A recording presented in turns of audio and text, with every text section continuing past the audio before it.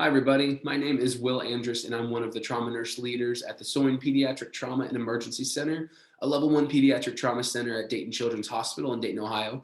Wanted to talk to you guys about a quick quality improvement project that we as a trauma nurse leader group did over the past year or so in regards to our trauma kids. I'm going to throw up our PowerPoint here so you guys can follow along. So what we were talking about, obviously, with any trauma kid coming in, you work through the A through I mnemonic. You get down to the E for expose. You expose the child, and then what happens? You lose so much body heat so fast. With that loss of body heat, you have concerns for different coagulopathies down the trauma triad of death. So we want to make sure we're warming those kids up.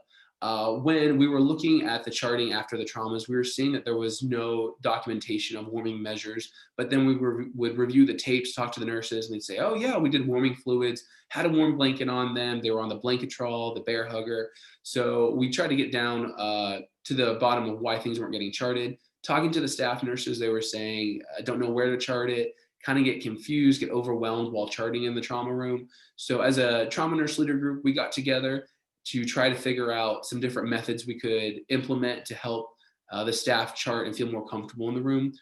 Simple things we did, we have biannual education on trauma charting. So we sit down with our over 100 nurses in the ER and go through different scenarios of charting to help them feel comfortable. We have little placards that we put in the corner of the documenter's computer in the trauma room, and those help to remind them as well.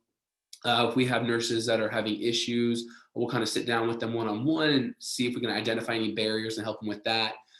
Some of the biggest things that we did were actually through our Epic charting system, and I'm going to go ahead and share that right now so you guys can see that. So the big thing right here in the corner, you'll see under the primary survey, secondary survey, and the reassessment tab, there's a little red clock.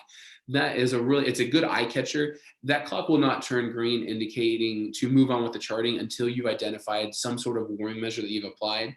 So for instance, under the secondary survey, you'll see here, you would patient exposed, yes, and then what type of warming measure you applied for that patient to keep them warm and comfortable.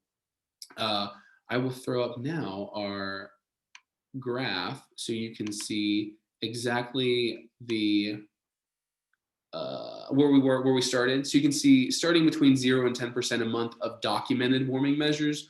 When we implemented those clocks, the red clocks, we over a month shot up to between 50 and 60%. And then a couple months later, we implemented another place that you were able to chart that warming measure as well. And at that point, we saw it shoot up between 90 and 100%, where we've sat since those implementations. So we've seen a great improvement in this charting all through the Epic system and the different hard work of the TNLs and the staff nurses here at our hospital. Thank you guys so much for listening. Have a great day.